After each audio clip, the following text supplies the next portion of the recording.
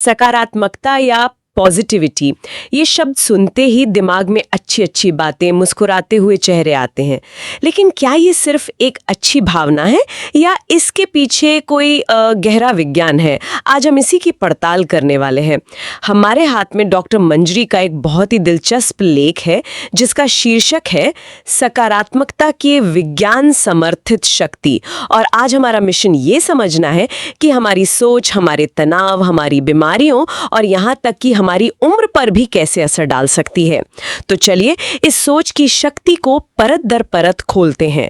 सबसे पहले ये जादू दिमाग के अंदर काम कैसे करता है? देखिए, ये सबसे आकर्षक हिस्सा है क्योंकि ये कोई जादू नहीं बल्कि शुद्ध न्यूरोकेमिस्ट्री है।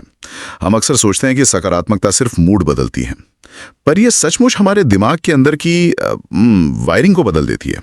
जैसे एक विश्लेषण में पाया गया कि जो लोग आमतौर पर सकारात्मक सोचते हैं उनके खून में तनाव का हार्मोन यानी कोर्टिसोल काफी कम होता है। कोर्टिसोल, ये तो हमारे शरीर का अलार्म सिस्टम जैसा है ना, जो खतरे के समय हमें तैयार करता है। बिल्कुल, ये फाइट या फ्लाइट रिस्पॉन्स के लिए जरूरी है।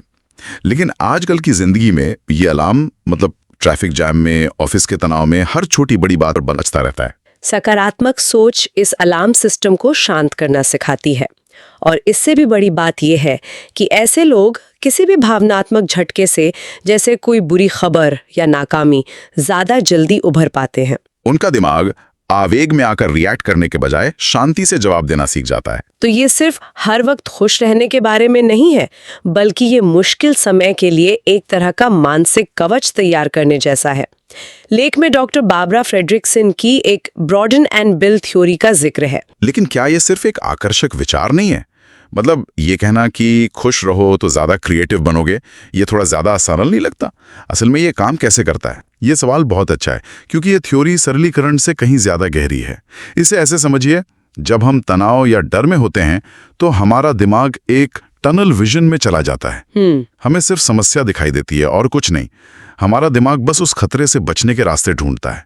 लेकिन फ्रेडरिक्सन की थ्योरी कहती है कि खुशी, कृतज्ञता या जिज्ञासा जैसी सकारात्मक भावनाएं इस टनल विजन को तोड़कर हमारे दिमाग के लिए एक वाइड एंगल लेंस लगा देती हैं। वाइड एंगल लेंस, दिलचस्प उपमा है। हाँ, और अचानक हमें ज्यादा संभावनाएं, ज्यादा विकल्प और समस्या को सुलझाने के नए नए रास्ते दिखने लगते हैं। हम ज्यादा रचनात्मक हो जाते हैं। और इस थ्योरी का दूसरा हिस्सा है बिल्ड, यानी निर्माण करना। हर बार जब हम इस वाइड एंगल लेंस का इस्तेमाल करते हैं तो हम अनजाने में भविष्य के लिए मानसिक और भावनात्मक संसाधन बना रहे होते हैं। यही वो चीज है जिसे हम मुश्किलों से लड़ने की ताकत या भावनात्मक लचीलापन कहते हैं। अब यहाँ बात वाकई दिलचस्प हो जाती है। लेख कहता है कि यह सिर्फ रचनात्मकता नहीं, बल्कि हमारे फोकस और प्रेरणा को भी बढ़ाता है। नेचर न्यूरोसाइंस जर्नल के एक अध्ययन में डोपामीन और सेरोटोनिन का जिक्र है। क्या ये हमारे दिमाग के अंदर के मोटिवेशनल स्पीकर है? आप इन्हें दिमाग का मैनेजमेंट डुओ समझ सकते हैं। डोपामिन आपका मोटिवेशन मैनेजर है। जब आप कोई छोटा सा भी काम पूरा करते हैं, जैसे अपनी टू डू लिस्ट का एक आइटम काटना, तो डोपामिन रिलीज होता है और आपको शाबाश कहकर एक छोटा सा इनाम देता है। अच्छा, यही इनाम हमें अगला काम करने के लिए प्रेरित करता है। वहीं सेरोटोनिन एचआर मैनेजर की तरह है। इसका काम ऑफिस में यानी आपके दिमाग में माहौल शांत रखना है, आपके मूड को स्थिर रखना है, ताकि आप बहुत ज्यादा ऊपर नीचे ना हो। सकारात्मक भावनाएं इन दोनों मैनेजरों को काम पे लगा लेती हैं, जिससे हमें मानसिक स्पष्टता और काम करने की ऊर्जा मिलती है। ये तो हुई दिमाग के अंदर की बात, जो अपने आप में कमाल है। लेकिन जो बात मुझे सबसे ज्यादा हैरान करती है वो ये है कि ये असर सिर्फ हमारे विचारों तक सीमित नहीं रहता है। ये हमारी नसों में दौड़ता है, हमारी कोशिकाओं तक पहुंचता है। लेख में एक आंकड़ा है जो मुझे चौंका गया। एक अध्ययन के मुताबिक आशावादी लोगों में दिल की बीमारियों का खतरा 35% तक कम हो सकता है।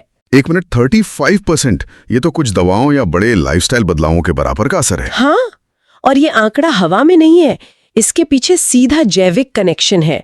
जैसा हमने अभी बात की, सकारात्मकता तनाव हार्मोन कोर्टिसोल को कम करती है, और लंबे समय तक बढ़ा हुआ कोर्टिसोल हमारे दिल का दुश्मन है। ये हाई ब्लड प्रेशर बढ़ाता है, धमनियों में सूजन पैदा करता है और धीरे धीरे दिल को कमजोर करता है।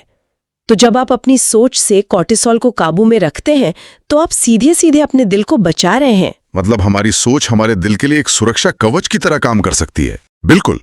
और सिर्फ दिल ही नहीं, एक शोध बताता है कि आशावादियों का इम्यून सिस्टम यानी बीमारियों से लड़ने की ताकत भी ज्यादा मजबूत होती है। उनकी प्रतिरक्षा कोशिकाएं संक्रमण से लड़ने के लिए ज्यादा तैयार रहती हैं। शायद इसीलिए आशावादी लोग आम सर्दी जुकाम से भी जल्दी ठीक हो जाते हैं। लेख में उम्र बढ़ने की प्रक्रिया और टेलोमेयर का भी जिक्र है। ये थोड़ा तकनीकी लगता है, लेकिन मुझे ये बहुत आकर्षक लगा। एक सेकेंड, क्या ये सच है कि मेरे डीएनए में जूते के फीते की तरह एक प्लास्टिक टिप होती है और मेरी सोच उसे लंबा या छोटा कर सकती है? ये तो किसी साइंस फिक्शन फिल्म की कहानी लग रही है। ये साइंस फिक्शन नहीं बल्कि हकीकत है। आपकी उपमा बिल्कुल सही है। सोचिए कि हमारी हर कोशिका एक किताब है और क्रोमोसोम उसके पन्ने। टेलोमियर उन पन्नों के कोनों को मुड़ने या फटने से बचाने वाली हार्ड कवर की तरह हैं। अच्छा। और तनाव, चिंता और निराशा इस कवर को तेजी से घिसते हैं। और सकारात्मकता? हार्वर्ड का एक शोध यही बताता है। सकारात्मकता और आशावाद इस घिसाव की प्रक्रिया को धीमा कर देते हैं। लंबे टेलोमेयर का मतलब है कि आपकी कोशिकाएं ज्यादा स्वस्थ हैं और आपकी जैविक उम्र आपकी असल उम्र से कम है। तो हाँ, आपकी सोच सचमुच आपकी कोशिकाओं की उम्र को प्रभावित कर सकती है। ये तो अविश्वसनीय है। और दर्द के बारे में क्या? लेख कहता है कि जो लोग पुराने दर्द से जूझ रहे हैं, वे अगर कृतज्ञता जैसी चीजों का अभ्यास करें तो उन्हें दर्द कम महसूस होता है। तो क्या ये सिर्फ दर्द के बारे में न सोचने जैसा है? नहीं, ये उससे कहीं ज्यादा है। ये दिमाग के दर्द को प्रोसेस करने के तरीके को ही